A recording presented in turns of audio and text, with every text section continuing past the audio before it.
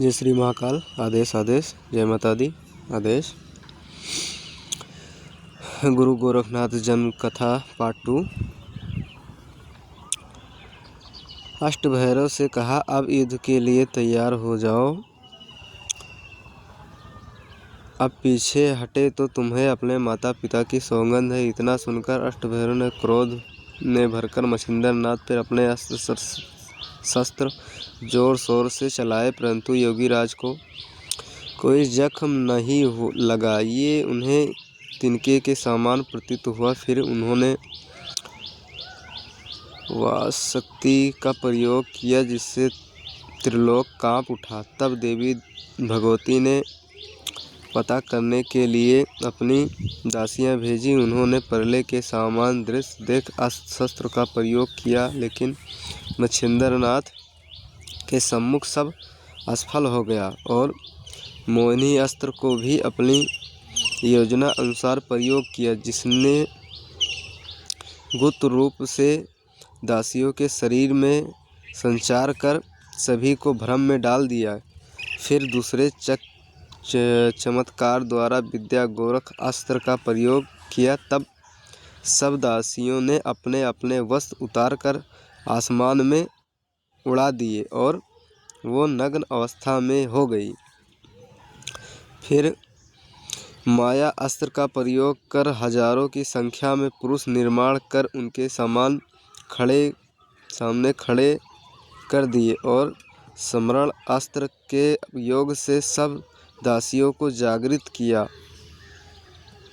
तब उन्होंने देखा, हजारों पुरुष हमारे सामने खड़े हैं और हम सब वस्त्रहीन हैं। इतना समझते ही सब नारियां अति लज्जित हो जंगल में चारों ओर छिपने लगी। कुछ ने भागते हुए भैरव को बेहोश पड़ा रास्ते में देखा। तब वह लौटकर देवी के पास पहुंची। उनकी अवस्था देख देवी को काफ़ी कौतूहल हुआ। फिर उसने पूछा कि तुम्हारी यह दशा कैसे हुई।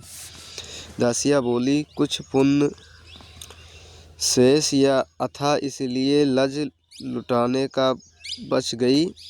यह एक योगी हुआ है, उसने ही हम सबकी यह दशा बनाई है। उसी ने भैरव को बेहोश किया है और आप भी जल्दी भागो, वरना आपकी भी ऐसी ही गति बनेगी।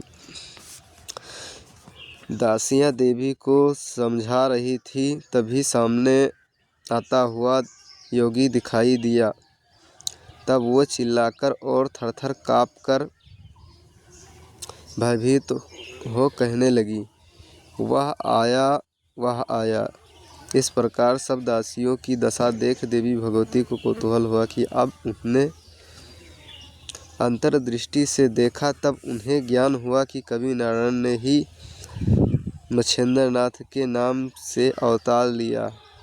तब देवी जी ने अपनी दासियों को पहनने के लिए वस्त्र दिए और उनको संग लेकर मछिंद्र नाथ के निकट गई। तब बेटा कहकर उनके सिर पर अपना हाथ रखा। प्रेम पूर्वक दया हृदय से लगा देवी माता ने अपनी गोद में योगी को बिठाकर कहा, धन्य है तुम्हारे प्रताप को, अब तुम क्षमा प्रदान करें, उसे होश में लाना। तब उन्होंने वातक कर अस्त्र निकाल लिया। तब वह भैरव आकर गौर से देखने लगा कि देवी मछिंद्र नाथ को अपनी गोद में लिए बैठी हैं। तब अष्टभैरव ने मछिंद्र नाथ की तारीफ की और कहा, नागा अवस्था के वट के नीचे